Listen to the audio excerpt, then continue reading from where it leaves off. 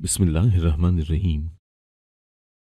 जब से अब्बा फौत हुए थे, चचा चची ने हमारे हिस्से पर भी कब्जा कर लिया था। उनके जुल्म से अम्मा भी चल बसी थी, जबकि मैं सड़कों पर गाड़ियां साफ करते अपने लिए रोटी का इंतजाम करता था।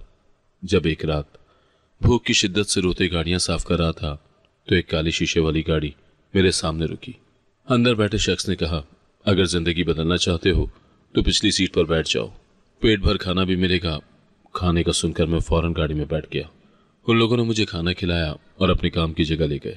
4 साल के बाद जब मैं एक आलीशान गाड़ी में चचा के घर के बाहर रुका ताकि बदला ले सकूं तो पत्थर हो गया, जिस्म लरजने लगा, क्योंकि अब्बा की वफात के बाद मेरी दुनिया एकदम उजड़ गई थी। यूं लगा जैसे किसी ने हमारे घर की रोशनी छीन ली हो और हर तरफ अंधेरा फैल गया हो। अब्बा जब तक जिंदा थे, घर की फिजा में सुकून और तहफ्फुज का एहसास रहता था। वो हमेशा हमें हौसला देते, अम्मा को तसल्ली देते और चचा चची की बातों को सह जाते। लेकिन उनके जाने के बाद सब कुछ बदल गया। चचा चची ने मौका देखा और फौरन हमारे हिस्से पर कब्जा कर लिया। वो कहते कि ये घर हमारा है, ये जमीन हमारी है, अब तुम लोगों का इस पर कोई हक नहीं। अम्मा बेबस थी। वो दिन रात आंखों में आंसू लिए जुल्म सहती रही। वो कहती रही, बेटा सब्र करो, अल्लाह के यहाँ देर है, अंधेर नहीं। लेकिन मेरा दिल उनके सब्र को देखकर खून के आंसू रोता था। चचा अक्सर शाम को घर आते और ऊंची आवाज में कहते, ये घर अब हमारा है, अगर तुम्हें रहना है तो गुलाम बनकर रहो। अम्मा सर झुका लेती, कुछ न कहती। वो सिर्फ इतना बोलती, ये अल्लाह का घर है, हम किसी का हक नहीं खा रहे। मगर उनकी बात सुनने वाला कोई नहीं था। चची मजीद जहर खोल देती, कितने दिन तक हम तुम्हें पालेंगे, ये लड़का दिन ब दिन बड़ा हो रहा है, भाड़ झोंकेगा, ये बोझ है हमारे सर पर। मैं माँ के पीछे छुपकर ये सब सुनता और दिल में कांपता रहता। माँ अक्सर रात को मेरे पास बैठकर मेरा सर सहलाती और कहती, बेटा ये वक्त गुजर जाएगा, तुम हिम्मत ना हारना, अल्लाह के यहाँ इंसाफ जरूर होता है। मैं आंसू साफ करते हुए कहता, अम्मा अब्बा क्यों हमें छोड़कर चले गए। वो मेरी पेशानी चूमकर जवाब देती, बेटा मौत किसी के इख्तियार में नहीं, लेकिन याद रखो अब्बा ने तुम्हें दुआ दी थी कि तुम बड़े होकर कुछ बनोगे। मैं उनकी बात सुनता मगर दिल का बोझ कम न होता। वक्त गुजरता रहा और अम्मा की हालत दिन ब दिन बिगड़ने लगी। वो बार बार खांसती, खाने को कुछ न होता तो वो अपना हिस्सा मुझे दे देती, कहती, बेटा तू खा ले, मुझे भूख नहीं। हालांकि उनकी आंखों से भूख साफ झलकती थी। एक दिन वो बहुत देर तक बिस्तर से ना उठी। मैंने उनका हाथ पकड़कर कहा, अम्मा उठो ना, मैं डर रहा हूं। वो हल्की सी मुस्कुराई और कहा, बेटा मेरा वक्त करीब आ गया है, हिम्मत रखना, अल्लाह तुम्हारे साथ है। मेरी आंखों से आंसू बह निकले। मैंने कहा, अम्मा मुझे छोड़ कर ना जाओ, लेकिन तकदीर के सामने कोई कुछ नहीं कर सकता। चंद दिन के बाद वो वाकई दुनिया से रुखसत हो गई। जनाजे के दिन मेरा दिल फट रहा था। लोग आए, दुआएं दी और फिर एक एक करके चले गए। मैं कब्र के सरहाने बैठा रोता रहा। वो लम्हा मेरी जिंदगी का सबसे अंधेरा लम्हा था। अब्बा के बाद अम्मा भी चली गई और मैं दुनिया में तन्हा रह गया। लेकिन ये तन्हाई भी पूरी न हुई। इस पर चची के जहर भरे अल्फाज ने नमक छिड़क दिया। जनाजे से वापसी पर वो मेरे करीब आई और बोली, माँ बाप मर गए, अब ये लड़का हमारे लिए बोझ है। मैंने हैरानी से उनकी तरफ देखा। वो मुझे बाजू से पकड़कर कहने लगी, यहाँ रहने की कोई जगह नहीं तेरे लिए, जा निकल जा हमारे घर से। मैंने खौफजदा होकर कहा, चची मैं कहाँ जाऊँगा। उन्होंने तेज लहजे में कहा, जहाँ मर्जी जा, हमें इस भिखारी से कोई गर्ज नहीं। मैंने चचा की तरफ देखा, लेकिन वो चुप रहे, जैसे मैं उनके लिए अजनबी हूँ। चची ने धक्के देकर मुझे दरवाजे के बाहर कर दिया। दरवाज़ा जोर से बंद हुआ और मैं सड़क पर अकेला खड़ा रह गया। दिल में गम था, आंखों में आंसू थे और पेट भूख से मरोड़ रहा था। मैं जमीन पर बैठ गया और रोते रोते कहने लगा, अल्लाह अब मैं कहाँ जाऊं। अगली रात मैं एक ठंडी सड़क के किनारे सो गया। नींद कहाँ आनी थी, भूख और खौफ ने आंखों से सुकून छीन लिया था। सुबह जब आंख खुली तो कुछ बच्चे मुझे देखकर हंस रहे थे। एक ने कहा, ये देखो नया भिखारी आ गया है। मैंने शर्म से आंखें झुका ली। दिल चाहा कि जमीन फट जाए और मैं उसमें समा जाऊं। जिंदगी का पहला दिन बगैर छत और खाने के मैंने इसी तरह गुजारा। अगले दिन भूख ने मुझे मजबूर किया कि मैं हाथ फैलाऊं, लेकिन इज्जत नफ्स ने रोका। मैंने देखा कि कुछ लड़के गाड़ियां साफ करके पैसे कमा रहे। मैंने उनकी तरह शीशे पर पानी छिड़का और कपड़ा मारा। एक गाड़ी वाले ने 2 रुपए दिए। वो मेरे लिए खजाने से कम न थे। मैं 2 रुपए लेकर भागा और रोटी खरीदी। पहली बार समझ आया कि भूख इंसान से सब कुछ करवा सकती है। दिन महीनों में बदलने लगे। मैं दिन भर गाड़ियां साफ करता और शाम को किसी दरख्त के नीचे या फुटपाथ पर सो जाता। सर्दी में कपकपाता, बारिश में भीगता और गर्मी में पसीने में शराबूर हो जाता। कभी कभी सोचता कि अगर अब्बा जिंदा होते तो क्या ऐसा होता। फिर दिल जवाब देता, नहीं, वो हमें कभी तन्हा न छोड़ते।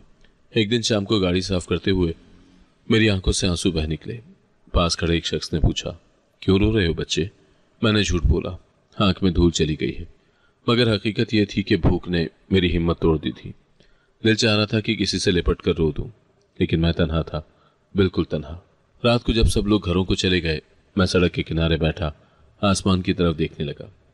सितारे चमक रहे थे, मगर मेरा दिल अंधेरों में डूबा था। मैंने आंखें बंद करके दुआ की, अल्लाह मुझे भी एक छत दे दे, एक कमरा दे दे जहां मैं सुकून से सो सकूं। फिर मैं जमीन पर लेट गया और आंखों से बहते आंसुओं के साथ नींद के इंतजार में रहा। जिंदगी की सड़क पर भटकता हुआ हर लम्हा मेरे लिए अजियत बन चुका था। हर दिन एक नई आजमाइश लेकर आता। कभी पेट की आग बुझाने को किसी होटल के कचरे में झांकता, कभी किसी होटल के मुलाजिम के पीछे जाकर बाकी बचे हुए सालन की बोटियां तलाश करता। कई बार हाथ खाली रह जाता और मैं कचरे के ढेर के पास बैठकर सोचता कि क्या मेरी जिंदगी भी एक दिन इसी ढेर की तरह खत्म हो जाएगी। कभी सर्द रातों में पत्थर पर सर रखकर सो जाता। फुटपाथ पर लेटते वक्त कुत्ते करीब आकर भौंकते और मैं डर के मारे कानों पर हाथ रख लेता। सुबह जब आंख खुलती तो जिस्म अकड़ा हुआ होता, हड्डियां दर्द कर रही होती, लेकिन फिर भी उठना पड़ता क्योंकि पेट भूखा होता। लोग मुझे देखकर तंजिया मुस्कुराते या तर्ज खाते, मगर कोई आगे बढ़कर हाथ न बढ़ाता। बाज औकात मैंने सुना कि राह चलते लोग कहते, ये भेड़ बकरियों की तरह क्यों सड़क पर घूमते हैं, कोई काम क्यों नहीं करते। मुझे उनके अल्फाज तीर की तरह लगते। हालांकि मैं दिन रात गाड़ियां साफ करता था, लेकिन मेरी मेहनत उन्हें दिखाई न देती। चची के अल्फाज बार बार याद आते, बोझ है ये लड़का, और मैं खुद को वाकई बोझ समझने लगा। मैं सोचता कि शायद मैं इस दुनिया में गलती से आया हूं। गाड़ियां साफ करते हुए जब कभी किसी बच्चे को वालिदैन के साथ देखता तो दिल चीख उठता। एक बार एक बच्चा अपने बाप के कंधे पर बैठा हुआ कह कहे लगा रहा था। वो बाप कभी उसे गोद में लेता, कभी गाल पर बोसा देता। मैं उन्हें देखकर ठिठक गया। दिल में एक हुक उठी, आंखों से आंसू बहने लगे।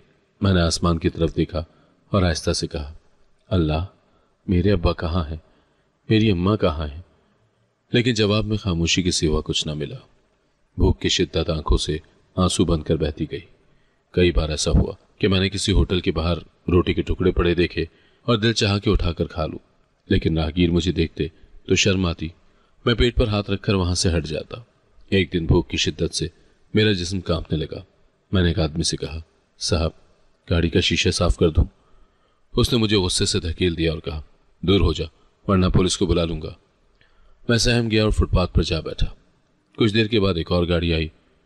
इस बार गाड़ी वाले ने कहा, हाँ साफ कर दे। मैंने जल्दी जल्दी शीशा साफ किया तो उसने 5 रुपए दिए। 5 रुपए मेरे लिए खजाने से कम न थे। मैं भागा और जाकर एक सादा रोटी खरीदी। वो रोटी खाते वक्त मुझे लगा जैसे मैंने कोई ईद का खाना खाया हो। एक रात में शदीद कमजोरी के साथ गाड़ियां साफ कर रहा था। बारिश हो रही थी और मेरा बदन कांप रहा था। पानी मेरे कपड़ों से गुजरता, मैं भीगता जाता। सर्दी ने हड्डियों तक में कपकपी भर दी थी। गाड़ियां तेजी से गुजर जाती और मैं उनके पीछे दौड़ने की हिम्मत नहीं पाता।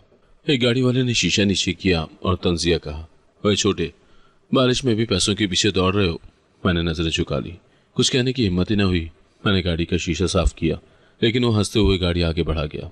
मुझे कुछ न मिला। मैंने दुआ की, ऐ अल्लाह, अगर ये जिंदगी है तो तू मुझे अब मौत दे दे। मेरे होंठ कपकपा रहे थे, आंखों से आंसू बारिश की कतरों के साथ मिलकर बह रहे थे। पेट भूखा था, हाथ खाली था, जिस्म थका हुआ था। मुझे लगा अब मैं और नहीं जी सकता। मैंने फुटपाथ पर बैठकर चेहरा दोनों हाथों में छुपा लिया। दिल चाह रहा था कि बस जमीन फट जाए और मैं इसमें समा जाऊं। इतने में एक बड़ी काली शीशे वाली गाड़ी मेरे करीब आकर रुकी। उस गाड़ी की रोशनियों ने अंधेरे को चीर दिया। मैंने चौंक कर सर उठाया। गाड़ी बिल्कुल मेरे सामने खड़ी थी। दिल में खौफ भी था और तजस्सुस भी। मैंने सोचा शायद फिर कोई मुझे धुतकारने आया है। गाड़ी का शीशा नीचे हुआ। अंदर से एक नर्म लहजे की आवाज आई, बेटा जिंदगी बदलना चाहते हो? मैंने हैरत से उस शख्स को देखा। वो अच्छे कपड़ों में था, चेहरा सुकून से भरा हुआ था। मैंने झिझकते हुए कहा, साहब मैं तो बस गाड़ियां साफ करता हूँ, मेरी जिंदगी कहाँ बदलने वाली है। वो मुस्कुराकर बोले, अगर हमारे साथ चलना चाहो तो सब कुछ बदल सकता है। मैंने डरते डरते पूछा, खाने को भी मिलेगा? उन्होंने जवाब दिया, हाँ, 3 वक्त का खाना भी और रहने को जगह भी। ये सुनकर मेरा दिल जोर से धड़का। भूख ने मेरी सोचने की ताकत छीन ली थी। मैंने एक लम्हे के लिए बारिश में कांपते अपने जिस्म को देखा, फिर गाड़ी की तरफ दिल कह रहा था कि ये मौका हाथ से ना जाने दो। मैंने आहिस्ता से कहा, जी साहब, मैं चलूँगा। वो बोले, फिर आओ, गाड़ी में बैठ जाओ। मैंने गाड़ी का दरवाज़ा खोला तो अंदर की खुशबू और गर्मी ने मेरे वजूद को हैरान कर दिया। गाड़ी के नर्म कुशन पर बैठते ही ऐसा लगा जैसे बरसों से थका हुआ जिस्म पहली बार आराम में आया हो। अंदर खुशबू फैली हुई थी जो मेरे जैसे बच्चे के लिए किसी अजनबी दुनिया की निशानी थी। उन्होंने अगले लम्हे मुझे पानी की बोतल दी। मैंने कपकपाते हाथों से उसे पकड़ा और एक ही सांस में आधी बोतल ख़त्म कर दी। फिर उन्होंने एक डब्बा आगे बढ़ाया जिसमें खाना था।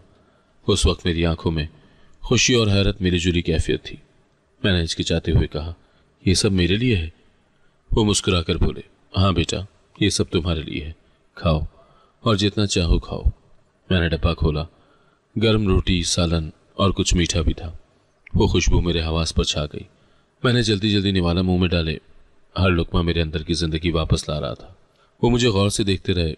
खाना खत्म करने के बाद मैंने शर्मिंदा सा होकर कहा, साहब, मैं बहुत भूखा था। वो हंस पड़े और बोले, बेटा, भूख लगना शर्मिंदगी की बात नहीं, अब तुम्हारे दिन बदलने वाले हैं। उनकी मुस्कुराहट मेरे दिल को मजीद मजबूत कर रही थी। गाड़ी आगे बढ़ती गई। बाहर अंधेरी सड़कों पर पानी बह रहा था और दुकानों की रोशनियां मध्यम थी। मैंने पहली बार सोचा कि शायद किस्मत वाकई बदल सकती है। वो साहब खामोश थे, कभी कभी फ़ोन पर बात कर लेते। मैं दुब के बैठा रहा।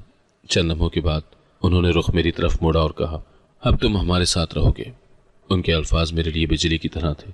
मेरा दिल डर और खुशी के बीच डोल रहा था। मैंने झिझकते हुए कहा, साहब, क्या वाकई मैं आपके साथ रह सकता हूँ? वो बोले, हाँ बिल्कुल, तुम्हें अब भटकने की ज़रूरत नहीं। मेरी आंखों में नमी भर आई। दिल में कई सवाल थे मगर जबान पर नहीं लाए। सोच रहा था कि कहीं ये ख्वाब ना हो, कहीं ऐसा ना हो कि मैं जागूं और फिर वही फुटपाथ, वही भूख मेरा मुकद्दर हो। गाड़ी अंधेरी सड़कों से गुजरती हुई एक बड़े दरवाजे पर रुकी। दरवाज़ा खुलते ही अंदर रोशनियों से जगमगाता एक बड़ा घर सामने आया। मेरा दिल धक धक करने लगा। वो जगह मेरे जैसे गरीब लड़के के लिए जन्नत से कम न थी। इमारत की खिड़कियां शीशे की तरह चमक रही थी। बागीचे में रोशनियों के कुमकुमे लगे हुए थे। बाहर सिक्योरिटी गार्ड खड़ा था जिसने सलाम किया और दरवाज़ा खोल दिया। गाड़ी अंदर दाखिल हुई तो मैंने दाएं बाएं देखा। हर तरफ हरी घास, फूलों के पौधे और खूबसूरत रोशनियों का मंजर था। मैं सोचने लगा कि क्या ये सब हकीकत है। गाड़ी बड़े हॉल के सामने रुकी। ड्राइवर ने आकर दरवाज़ा खोला। मैं सहम कर नीचे उतरा। नरम कालीन पर कदम रखते ही मुझे लगा जैसे ज़मीन भी बदल गई। उन साहब ने मेरी तरफ हाथ बढ़ाया और कहा, आओ बेटा, अब ये तुम्हारा घर है। मैं हैरत में गुम उनके पीछे चल पड़ा। हॉल में दाखिल होते ही मुझे रोशनी, फर्नीचर और खुशबू ने अपनी लपेट में ले लिया। वहाँ सब कुछ नया और अजनबी था। मेरे कदम लड़खड़ा रहे थे। दिल कह रहा था कि मैं यहाँ का नहीं हूँ, मगर वो साहब मुसलसल हौसला दे रहे थे। एक औरत जो शायद घर की मुलाजिमा थी आगे बढ़ी। उन्होंने कहा, यह लड़का आज से हमारे साथ रहेगा, इसे इसका कमरा दिखा दो और आराम से सुला दो। औरत ने नरमी से मेरी तरफ देखा और कहा, आओ बच्चे, मेरे साथ चलो। मैं आहिस्ता आहिस्ता उसके पीछे चलने लगा। रास्ते में लंबी लंबी राहदारियों से गुजरते हुए मेरा सर घूम रहा था।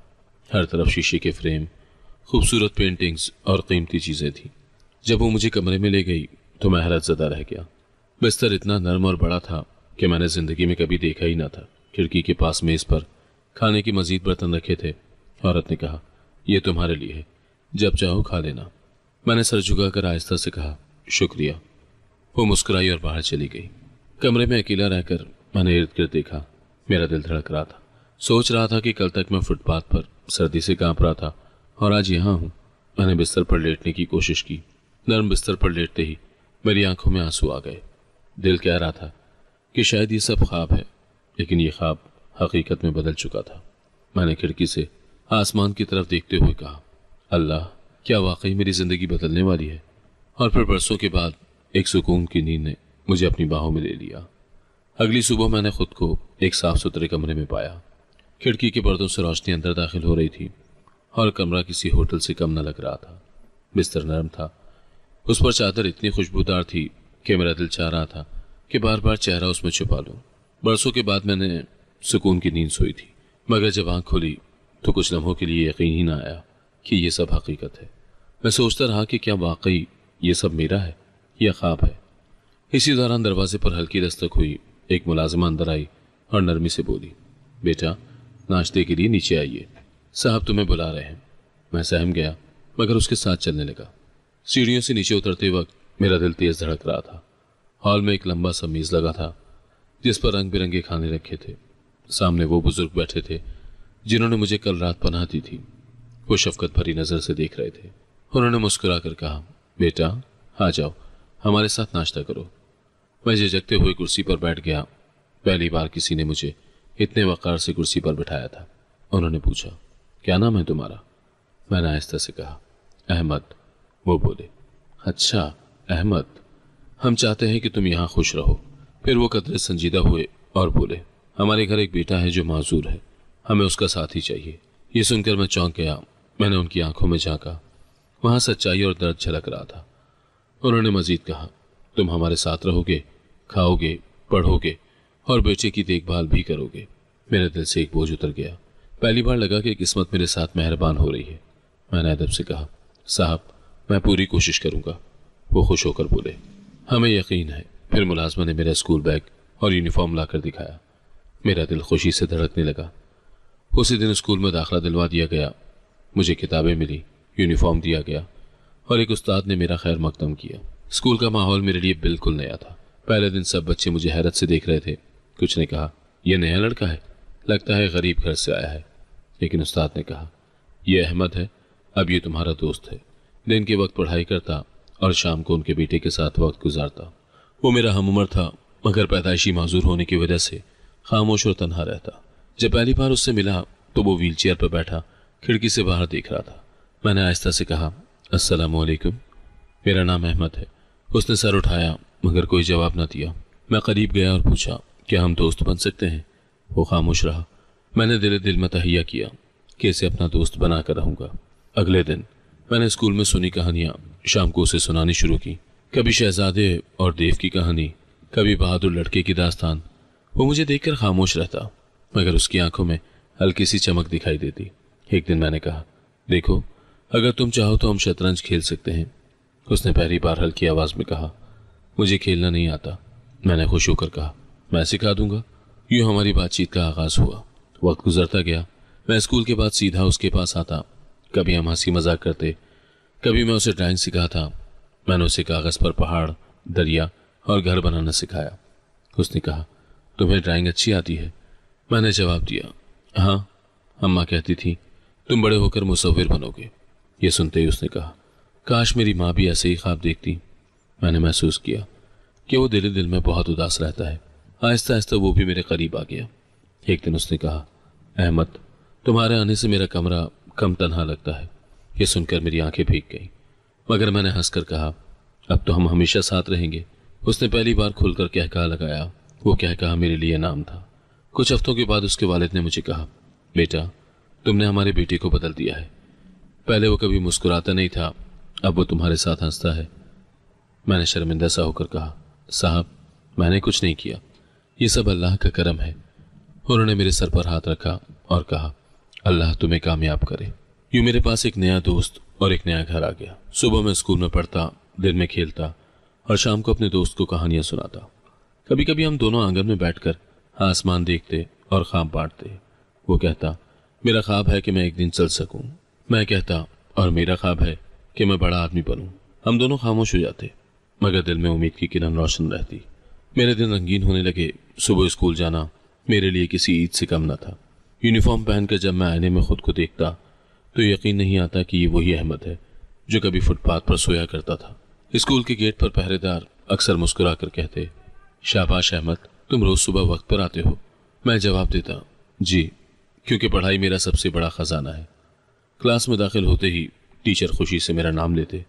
वो अक्सर कहते, ये लड़का दूसरों के लिए मिसाल है। दोपहर दोस्त के साथ गुजरती। स्कूल से वापस आकर सीधा उसके कमरे में जाता। वो मेरा मुंतजिर होता। अक्सर कहता, अहमद आज कौन सी नई कहानी सुनाओगे? और मैं कभी जंगल की मुहिमजोई की कहानी सुनाता तो कभी किसी बहादुर सिपाही का किस्सा। वो कहानी के हर मोड़ पर सवाल करता। एक दिन उसने कहा, काश मैं भी तुम्हारी तरह दौड़ सकता और खेल सकता। मैंने नरमी से जवाब दिया, तुम दिल के मजबूत हो, ये सबसे बड़ी ताकत है। वो मुस्कुरा दिया। उसकी मुस्कुराहट मेरे दिल को सुकून देती। उसके वालिदैन मेरी मेहनत और इखलास देखकर खुश होते। एक दिन उसकी माँ ने मुझे रोककर कहा, अहमद, तुम हमारे लिए बेटी जैसे हो, तुम्हारे बगैर हमारा घर अधूरा लगता है। मैंने नजरें झुकाकर कहा, अम्मा जी, ये सब आपकी दुआओं का नतीजा है। वो मेरे माथे पर हाथ फेर कर दुआ देती। उनका ये प्यार मेरे अंदर एतमाद भरता। मुझे पहली बार एहसास हुआ कि मैं भी किसी के लिए कीमती हूँ। पहले लोग मुझे बोझ कहते थे, अब यहाँ लोग मेरी तारीफ करते थे। स्कूल में पढ़ाई में बेहतरीन कारकर्दगी दिखाई, मेरा नाम अक्सर बोर्ड पर नुमायां किया जाता। एक दिन प्रिंसिपल ने पूरी क्लास के सामने कहा, अगर मेहनत करनी हो तो अहमद से सीखो। मैं शर्मा गया, मगर दिल के अंदर एक खुशी का तूफान बरपा हुआ। टीचर हमेशा मेरी तारीफ करते। रियाजी के सर अक्सर कहते, ये लड़का सवाल नहीं छोड़ता जब तक हल ना निकल आए। अंग्रेजी की मिस ने कहा, अहमद की तकरीर सुनकर लगता है ये एक दिन बड़ा मुकर्रर बनेगा। ये जुमले मेरी हिम्मत बढ़ाते। मुकाबलों में पोजीशंस ली और इनामात जीते। एक बार ड्राइंग का मुकाबला हुआ। मैंने पहाड़, नदी और सूरज की रोशनी का मंजर बनाया। जजेस ने कहा, यह कमाल की सोच है। इनाम में मुझे किताबें मिली और वो किताबें मेरे लिए खजाने से कम न थी। दोस्तों ने मेरा हौसला बढ़ाया। वो अक्सर कहते, अहमद, तुम हर बार अव्वल आते हो, हमें भी मेहनत करने की तरगीब मिलती है। मैं हंसता और कहता, अगर तुम भी दिल लगाकर पढ़ो तो सब कुछ मुमकिन है। यूं मैं दूसरों के लिए भी उम्मीद का जरिया बन गया। मैंने सोचा कि जिंदगी अगर दूसरा मौका देती है तो इसे जाया नहीं करना चाहिए। मैंने अपने दिल में अहद किया कि अब कभी पीछे नहीं मुड़ूंगा। एक दिन स्कूल से वापसी पर मैं अपने दोस्त के साथ बैठा था। मैंने कहा, देखो, हमें जिंदगी ने दूसरा मौका दिया है, अब हमें इसे जाया नहीं करना चाहिए। वो बोला, तुम सही कहते हो अहमद, लेकिन मेरा दूसरा मौका तुम ही हो। अगर तुम ना होते तो मेरा दिल कभी ना हंसता। यह सुनकर मैं खामोश हो गया, मगर दिल में एक अजीब सा सुकून फैल गया। मेरा दिल हर वक्त माँ के लिए दुआ करता। अक्सर रात को छत पर जाकर आसमान देखता और कहता, अम्मा, आप मुझे देख रही हैं ना? आपका अहमद अब बदल गया है। मैं चाहता था कि वो जिंदा होती और मुझे इस हाल में देखती। कभी सोचता हूँ कि अगर वो मेरे साथ होती तो मुझे अपने बाजुओं में लेकर फख्र करती। 4 साल पलक झपकते गुजर गए। मैं जवान होने लगा और ख्वाब बड़े होने लगे। स्कूल की डिग्री मुकम्मल होने के करीब थी। टीचर्स कहते, अहमद, तुम्हारे लिए कॉलेज के दरवाजे खुले हैं। मेरे दिल में बड़े ख्वाब जन्म ले रहे थे। मैं चाहता था कि एक दिन अपने लिए और दूसरों के लिए भी कुछ करूं, लेकिन दिल के किसी कोने में अभी भी पुराना दुख जिंदा था। कभी कभी रात को ख्वाब में अब्बा और अम्मा आते। मैं उनके कदमों में बैठता और कहता, देखो, अब मैं बदल गया हूं। लेकिन फिर ख्वाब टूट जाता और मैं आंखों में आंसू लिए जाग जाता। एक दिन मैंने फैसला किया कि अपना हक वापस लूंगा, वही हक जो चचा चची ने मुझसे छीना था। मैंने अपने दोस्त के वालिद से कहा, साहब, मुझे एक दिन अपने घर वापस जाना है। मेरा वो हक लेना है जो मुझसे छीना गया था। उन्होंने मेरी आंखों में देखा और कहा, बेटा, वक्त आ गया है कि तुम अपनी जड़ों की तरफ लौटो, लेकिन याद रखो, बदला लेने वाले कभी कामयाब नहीं होते, हक के लिए लड़ने वाले हमेशा कामयाब होते हैं। मैंने इस बात में सर हिलाया। दिल में एक आग जल रही थी। बरसों के बाद अब मुझे अपने माजी का सामना करना था। जब मैं 18 बरस का हुआ तो दिल के अंदर एक पुरानी खलिश जाग उठी। बरसों की मोहब्बत और सुकून के बावजूद माजी के जख्म ताज़ा होने लगे। स्कूल की तालीम मुकम्मल होने के करीब थी और अब आगे बढ़ने के मौके मेरे सामने खड़े थे, मगर अंदर एक आवाज़ बार बार कह रही थी, अहमद, तेरा अपना घर कहाँ है? तेरा वो हक कहाँ है जो तुझसे छीना गया था? मैंने कई दिन ये सवाल दबाने की कोशिश की, मगर दबा ना सका। एक शाम हिम्मत करके मालिक के पास गया। वो अपनी लाइब्रेरी में बैठे किताब पढ़ रहे थे। मैंने अदब से कहा, साहब, मुझे एक बात करनी है। उन्होंने किताब बंद की और नर्म लहजे में कहा, हाँ बेटा, कहो। मैंने गहरी सांस ली और कहा, चाचा चाची ने अब्बा का घर हड़प कर लिया था। अब मैं बालिग हो गया हूँ, अपना हक वापस लेना चाहता हूँ। वो खामोशी से मेरी तरफ देखने लगे। कुछ समय के बाद उनके चेहरे पर हल्की सी मुस्कुराहट आई। उन्होंने मेरे कंधे पर हाथ रखा और कहा, बेटा, जो हक पर होता है वो कभी अकेला नहीं होता, अल्लाह ऐसे लोगों के साथ होता है। उनकी बात ने मेरा हौसला बढ़ा दिया। मैंने दिल में सोचा कि अब वक्त है कि माजी के अंधेरों को रोशनी से बदलूं। मुझे अपनी जड़ों की तरफ लौटना होगा। बरसों की भूख और आंसू मुझे याद आए तो दिल और मजबूत हो गया। उस रात नींद आंखों से रूठ गई। मैं अपने बिस्तर पर करवटें बदलता रहा। आंखें बंद करते ही पुराने मनाजिर सामने आने लगे। वो लम्हा जब मुझे घर से धक्के देकर निकाला गया था, वो सर्द रातें, वो बारिश के दिन जब मैं फुटपाथ पर पड़ा रो रहा था। उसी बेख्वाबी के आलम में मुझे नींद में एक ख्वाब आया। मैंने देखा कि अब्बा और अम्मा मेरे सामने खड़े हैं। अब्बा ने मेरे हाथ पकड़कर कहा, बेटा, हम तुम पर फख्र करते हैं, तुमने हिम्मत नहीं हारी। अम्मा मुस्कुराकर बोली, अब वक्त है कि तू अपना हक लेकर हमें सुकून दे। मैं चौंक कर उठ बैठा, आंखों से आंसू बह निकले। मैंने दिले दिल में दुआ की, या अल्लाह मुझे सुरखरू करना। अगले दिन मैंने फैसला किया कि गाड़ी लेकर अपने पुराने मोहल्ले जाऊंगा। सुबह सवेरे उठकर तैयार हुआ। यूनिफॉर्म की जगह अब मैंने सादा मगर साफ कपड़े पहने। मालिक ने मुझे चाबी दी और कहा, याद रखो तुम हक लेने जा रहे हो, बदला लेने नहीं। मैंने इस बात में सर हिलाया। दोस्त जो अब मेरा भाई बन चुका था व्हीलचेयर पर मेरे करीब आया। उसने मेरा हाथ पकड़ा और कहा, अहमद तुम्हें हिम्मत से जाना होगा, लेकिन याद रखना तुम अकेले नहीं हो, मेरी दुआएं तुम्हारे साथ हैं। मैंने उसके सामने झुककर कहा, अगर तुम ना होते तो शायद मैं ये कदम ना उठा पाता। वो मुस्कुरा कर बोला, दोस्त वही है जो मुश्किल वक्त में साथ हो। जाओ अहमद, अब वक्त है। मैंने उसे गले लगाया और गाड़ी की तरफ बढ़ गया। गाड़ी में बैठते ही दिल धड़क रहा था, मगर कदम पीछे हटने को तैयार न थे। मैंने इंजन स्टार्ट किया तो दिल से एक दुआ निकली, या अल्लाह मुझे कामयाब करना। रास्ता तवील था। गाड़ी अंधेरी सड़कों, बाजारों और पुरानी गलियों से गुजरती रही। खिड़की से बाहर देखते हुए बचपन के मनाजिर याद आने लगे। वही चौक जहां मैं कभी खिलौनों के लिए जिद करता था, वही छोटा सा पार्क जहां अब्बा के साथ झूला झूला करता था। मगर अब सब कुछ बदला बदला लग रहा था। रास्ते में एक जगह गाड़ी रुकी। कुछ बच्चे गली में क्रिकेट खेल रहे थे। गेंद अचानक मेरी गाड़ी के नीचे आ गई। एक बच्चा दौड़ता हुआ आया और अदब से बोला, अंकल गेंद दे दीजिए। मैं चौंक गया। अंकल लफ्ज मेरे लिए नया था। मैंने गेंद उठाकर उसके हाथ में दी। वो हंसा और भाग गया। मैंने सोचा कि वक्त ने वाकई मुझे बदल दिया है। कल तक मैं इन्हीं की तरह एक बच्चा था और आज लोग मुझे अंकल कहने लगे हैं। गाड़ी चलती रही। मेरा दिल मुसलसल माजी और हाल के बीच डोलता रहा। मैंने खुद से कहा, अहमद अब डरने की जरूरत नहीं, ये तेरा हक है। दिल की धड़कन तेज थी, लेकिन एक अज़म भी साथ था। रास्ते में मस्जिद के मीनार दिखाई दिए। मैंने गाड़ी रोककर वजू किया, 2 रकात नफिल अदा किए। दुआ में सिर्फ यही कहा, या अल्लाह मेरा साथ देना, मुझे सुरखरू करना। वापस गाड़ी में बैठते ही दिल का बोझ कुछ हल्का हुआ, जैसे यकीन आ गया कि अल्लाह मेरे साथ है। गाड़ी आहिस्ता आहिस्ता पुराने मोहल्ले के करीब पहुंचने लगी। गलियां वही थी, मगर वो पहले वाली रौनक नहीं रही थी। मकानों की दीवारें पुरानी हो चुकी थीं, कुछ खिड़कियां टूटी हुई थीं। बच्चे अब भी खेल रहे थे, मगर चेहरे अजनबी थे। मैं उस घर के सामने रुका जो कभी मेरा आशियाना था। गाड़ी से उतरते वक्त दिल की धड़कन बेकाबू हो रही थी। कदम भारी लग रहे थे, जैसे जमीन मुझे रोक रही हो। लेकिन मैंने हिम्मत की और आगे बढ़ा। मेरे सामने वही मकान था जिसकी दहलीज पर कभी अम्मी बैठी हवा खाया करती थी, जिसके आंगन में मैंने खेल खेले थे। लेकिन मेरी आंखों के सामने वो मंजर आया जिसने मुझे पत्थर बना दिया। घर अब खंडर में बदल चुका था। दीवारें टूटी पड़ी थी, ईंटें बिखरी हुई थी, छत जली हुई थी और दरवाजा आधा टूटा हुआ जमीन पर लटका था। आंगन की जगह घास और कांटे आ गए थे। एक तरफ पुरानी चारपाई का जला हुआ ढांचा पड़ा था। खिड़कियों के शीशे टूटे हुए थे, दीवारों पर कालक के निशान थे। मैंने आंखें बंद कर ली, मगर यादें झटक न सका। मैं कुछ लम्हे दरवाजे के सामने खड़ा रहा। मेरे कदम वहीं जमीन में धंस गए थे। आंखों से आंसू बहने लगे, वही आंसू जिन्हें बरसों से दबाता रहा था। हवा तेज चल रही थी और वो खंडर मजीद खौफनाक लग रहा था। मैंने दरवाजे को हाथ लगाया, लकड़ी मेरे हाथों में टूट कर रह गई। दिल में ऐसा लगा जैसे माजी टूट कर बिखर गया हो। अचानक मोहल्ले के एक बुजुर्ग आहिस्ता आहिस्ता करीब आए। वो लाठी के सहारे चल रहे थे। मैंने उन्हें पहचान लिया। ये वही चाचा करीम थे जो बचपन में मोहल्ले के बच्चों को किस्से कहानियां सुनाया करते थे। उन्होंने मुझे गौर से देखा और कहा, बेटा तुम्हें नहीं पता कि यहाँ क्या हुआ? मेरा दिल कांप उठा और मैंने सवालिया निगाहों से उनकी तरफ देखा। मैंने आहिस्ता से कहा, चाचा मुझे बस इतना याद है कि ये मेरा घर था, यहाँ सब कुछ था, फिर अचानक सब खत्म हो गया। मुझे बताइए ये सब कैसे हुआ?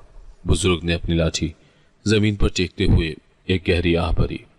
बुजुर्ग ने गहरी सांस ली और बोले, तुम्हारे जाने के कुछ दिन बाद यहाँ आग लगी थी। मेरा दिल धड़कने लगा, जैसे जमीन मेरे कदमों के नीचे से खिसक गई हो। मैंने जल्दी से पूछा, चाचा आग? कैसी आग? उन्होंने अपनी लाठी जमीन पर टेकते हुए कहा, बेटा वो रात बहुत खौफनाक थी। सब लोग अपने घरों में सो रहे थे कि अचानक तुम्हारे घर से चीखने की आवाजें आईं। लोग दौड़े, लेकिन जब तक कोई करीब पहुंचता शोले छत तक जा पहुंचे थे। उन्होंने सर झटका और आगे कहा, उस आग में तुम्हारे चाचा, चची और उनके बच्चे सब जलकर मर गए। कोई बाहर न निकल सका। ये सुनकर मेरी आंखें हैरत से फटी रह गईं। मेरे कानों में शोर गूंजने लगा। मैं सोच भी नहीं सकता था कि उनका अंजाम इतना दर्दनाक होगा? मैंने लरसती आवाज में पूछा। क्या किसी ने बचाने की कोशिश नहीं की? एक और मोहल्लेदार आगे बढ़ा और बोला, बेटा, सबने कोशिश की। हमने बाल्टियां भरकर पानी फेंका, लेकिन आग बहुत तेज थी। दरवाजे और खिड़कियां सब जलकर बंद हो गए थे। कोई करीब जाने की हिम्मत न कर सका। सिर्फ चीखों की आवाजें आती रहीं। फिर आहिस्ता आहिस्ता सब कुछ खामोश हो गया। मेरे कदम डगमगाने लगे। मैंने एक दीवार के साथ सहारा लेकर खड़ा रहने की कोशिश की। दिल में एक लम्हे को सुकून आया कि जुल्म करने वाले बच ना पाए, मगर साथ ही दुख भी हुआ कि वो भी इंसान थे और मेरे रिश्तेदार थे। मेरा दिल कह रहा था कि मैं उनके साथ दुश्मनी रखता हूं, लेकिन उनकी मौत ने मुझे हिला कर रख दिया। मैंने खंडर की दीवारों को छुआ तो ईंटों पर जमी कालक मेरे हाथ पर लग गई। आंखों से आंसू बह निकले। बचपन की यादें एक फिल्म की तरह आंखों के सामने घूमने लगी। वो खेल, वो हंसी, वो कमरे जहां मैं भागता दौड़ता था, अब सिर्फ राख बन चुके थे। मैंने आहिस्ता से कहा, अम्मा, अब्बा, काश ये सब कुछ कभी ना होता। मोहल्ले वाले सर झुकाकर खड़े थे। किसी की जबान पर कोई दुआ न थी, न कोई अच्छा लफ्ज। सबने कहा उनका जुल्म उन्हें ले डूबा। एक औरत बोली, जो दूसरों का हक खाते हैं वो कभी सलामत नहीं रहते। दूसरा आदमी बोला, यह आग हादसा नहीं थी, यह अजाब था। मैं खामोशी से खड़ा रहा और अल्लाह के इंसाफ को दिल से तस्लीम किया। लेकिन दिल के अंदर और अल्लाह के इंसाफ को दिल से तस्लीम किया, लेकिन दिल के अंदर एक जंग जारी थी। एक तरफ सुकून कि मजलूम की आह सुनी गई, दूसरी तरफ दुख के रिश्ते इस तरह राख बन गए। उस लम्हे एक छोटा बच्चा करीब आया और मासूमियत से पूछा। मैंने उसे गौर से देखा और आहिस्ता से कहा, यह मेरा था। बच्चा हैरान हुआ और बोला, फिर आप यहाँ क्यों नहीं रहते? मैंने नजरें झुकाकर कहा, क्योंकि ये घर अब घर नहीं रहा, ये कब्रिस्तान है यादों का। मेरे इर्द गिर्द मोहल्ले वाले खड़े थे। कुछ ने आह भरी, कुछ खामोश थे। चाचा करीम ने मेरा हाथ पकड़कर कहा, बेटा, दुख है कि तुम्हारा घर इस हाल को पहुंचा, लेकिन शुक्र करो कि अल्लाह ने तुम्हें बचा लिया। मैंने उनकी आंखों में देखा और कहा, चाचा, शायद अल्लाह ने मुझे जिंदा रखा ताकि मैं सच देख सकूं। मेरी जिंदगी का सबसे कड़वा लम्हा वही था। मैंने गाड़ी की तरफ रुख किया, मगर कदम भारी थे। दिल चाहता था कि भाग जाऊं, मगर जमीन ने जकड़ लिया था। एक लम्हे को ख्याल आया कि यह सब मेरे लिए सबक है कि दुनिया में जुल्म हमेशा नहीं रहता। खंडर की ईंटों के बीच से धुआं अब भी महसूस हो रहा था, जैसे वो आग बुझी ही ना हो। मैंने आखिरी बार उस मकान को देखा और दिल ही दिल में कहा, या अल्लाह, ये मेरा घर था, इसे मेरे लिए इबरत बना दे और मुझे ताकत दे कि मैं दूसरों के लिए रोशनी का चिराग बन सकूं। मोहल्ले के बुजुर्ग ने कहा, बेटा, अब ये घर तुम्हारा है, तुम ही इसके वारिस हो। ये अल्फाज मेरे कानों में ऐसे उतरे जैसे किसी ने अचानक एक भारी बोझ मेरे कंधों पर रख दिया हो। ये सुनते ही मेरे कदम डगमगा गए। मेरा दिल धड़कने लगा। मैंने चारों तरफ देखा। मोहल्ले वाले मेरी तरफ नजरें गाड़े खड़े थे। किसी के चेहरे पर हैरत थी, किसी के होंठों पर सरगोशी। मैंने गहरी सांस ली और सोचा, कभी सोचा भी न था कि वही घर जिससे मुझे धक्के देकर निकाला गया था आज मेरा हो जाएगा। मेरी आंखों के सामने वो मंजर बार बार आने लगा जब चची ने मुझे घर से बाहर धकेला था। मैंने खुद से कहा, ये वही दहलीज है जिसे पार करने की इजाजत मुझे न थी, और आज सब उसे मेरा हक मान रहे हैं। दिल चाहा कि फौरन सब कुछ दोबारा तामीर करूं। अंदर एक ख्वाहिश जागी कि ये खंडर नए मकान में बदल जाए, दीवारें फिर से खड़ी हों और इस आंगन में फिर से रौनक लौट आए। लेकिन अंदर से एक आवाज आई, ये जगह अब मेरी रिहाइश की काबिल नहीं रही। मैंने सोचा कि इस घर में वापस आया तो ये यादें मेरा पीछा नहीं छोड़ेंगी। चचा चची के जुल्म और अम्मा के आंसू हमेशा मेरा दिल दुखाते रहेंगे। ये मकान मेरे लिए पनाहगाह से ज्यादा कैद खाना बन जाएगा। मैंने वहां मौजूद चाचा करीम की तरफ देखा और कहा, चाचा, मुझे लगता है ये घर मेरे रहने के लिए नहीं रहा। वो चौंक गए। क्यों बेटा, अब तो ये सब तुम्हारा है। मैंने आहिस्ता से जवाब दिया, ये ईंटें मुझे सुकून नहीं देंगी, ये तो मुझे माजी के जख्म याद दिलाएंगी। मोहल्ले वाले खामोशी से सुन रहे थे। कुछ ने इस बात में सर हिलाया। मैंने जेब से मोबाइल निकाला और मालिक को फ़ोन किया। फ़ोन मिलते ही उनकी मानूस आवाज़ आई, हाँ बेटा, सब खैर तो है? मैंने कपकपाती आवाज़ में कहा, साहब, मुझे हक मिल गया है, लेकिन मैंने फैसला किया है कि घर को आबाद नहीं करूँगा, उसे दूसरों के लिए वक्फ कर दूंगा। चंद लम्हे के सुकूत के बाद वो बोले, यही बड़े दिल वालों का काम है। अहमद, तुमने मुझे मजीद फ़ख्र महसूस करवाया है। मोहल्ले वाले मेरी बात सुनकर हैरान रह गए। एक नौजवान आगे बढ़ा और बोला, तुम वाकई अजीम सोच रखते हो। एक औरत ने कहा, बेटा, तुमने साबित कर दिया कि तुम्हारा दिल दूसरों के लिए धड़कता है।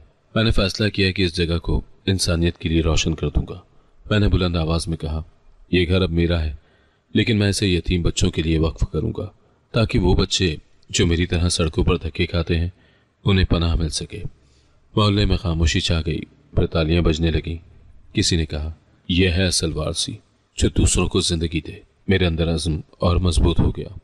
मैंने सर उठाकर कहा, यह जमीन अब मेरे जाती आराम के लिए नहीं, बल्कि उन लोगों के लिए होगी जो बेसहारा हैं। एक बुजुर्ग ने दुआ देते हुए कहा, बेटा, अल्लाह तुम्हें सलामत रखे। तुमने हमें दिखाया कि असल वारसी खून से नहीं बल्कि दिल से होती है। दिल को पहली बार हकीकी सुकून महसूस हुआ, जैसे बरसों के बोझ के बाद मेरी रूह आजाद हो गई हो।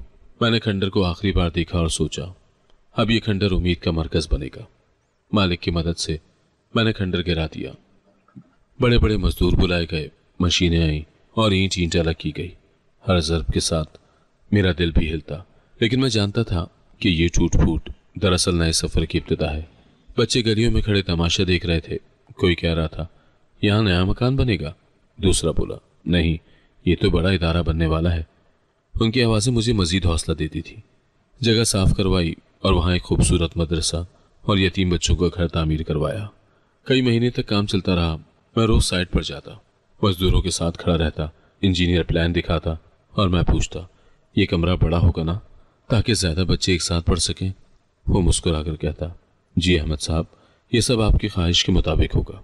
मैंने कहा, यहाँ एक बाग भी होना चाहिए ताकि बच्चे खेल सकें। मजदूरों ने मेरी बात को संजीदगी से लिया और हर कदम पर मेरा साथ दिया। आखिरकार वो दिन आया जब एक इमारत खड़ी हो गई।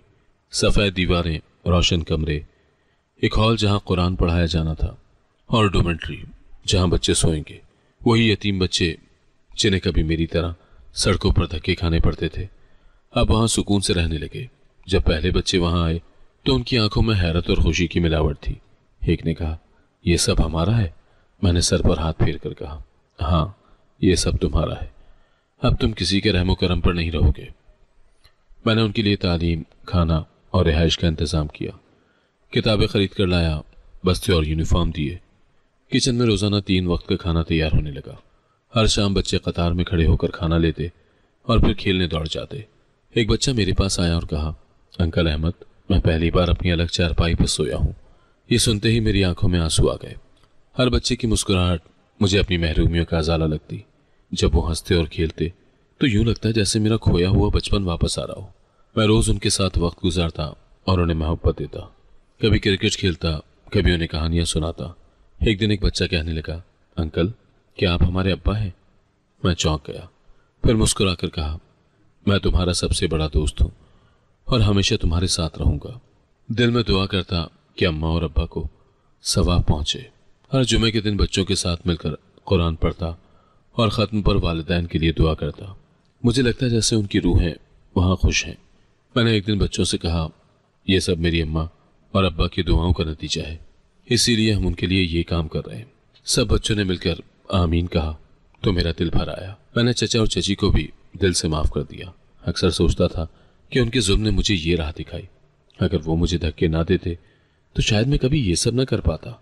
सोचा, अगर वो ना होते तो शायद मैं आज ये सब ना कर पाता। इसी सोच ने मेरे दिल से नफरत का बोझ हटा दिया। जिंदगी ने मुझे सिखाया कि बदला नहीं, माफ़ी और भलाई सबसे बड़ी ताकत है। एक दिन एक उस्ताद ने मुझे कहा, अहमद, तुमने जो किया है वो बहुत कम लोग कर पाते हैं।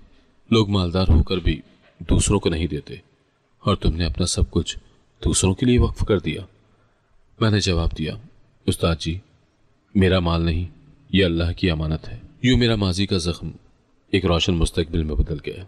जहां कभी मेरा घर जलकर राख हुआ था, वहां अब कुरान की आवाज़ें गूंज रही थी। बच्चे खेल रहे थे, हंसी की आवाज़ें गलियों तक जा रही थी। एक दिन मैंने देखा, मोहल्ले के लोग भी यहाँ आकर बैठते हैं, बच्चों की मदद करते हैं। मोहल्ला जो कभी उजड़ा हुआ लगता था, अब एक मरकज बन गया था। मैंने खुद से वादा किया कि अब कभी किसी यतीम को अकेला न छोड़ूंगा। जब भी कोई नया बच्चा आता, मैं उसे गले लगाकर कहता, अब तुम तन्हा नहीं हो। बच्चे मुझे घेर लेते और कहते, अंकल अहमद जिंदाबाद। वो अल्फाज मेरे लिए सबसे बड़ा इनाम थे। मेरी कहानी का अंजाम दरअसल एक नए आगाज का दरवाजा था। मैं जानता था ये रास्ता अभी तवील है, लेकिन अब मुझे कोई डर नहीं था। मैंने सोच लिया था कि ये जिंदगी सिर्फ मेरी नहीं, उन सब की है जिन्हें सहारा चाहिए, और यही मेरा असल वारसी हक था।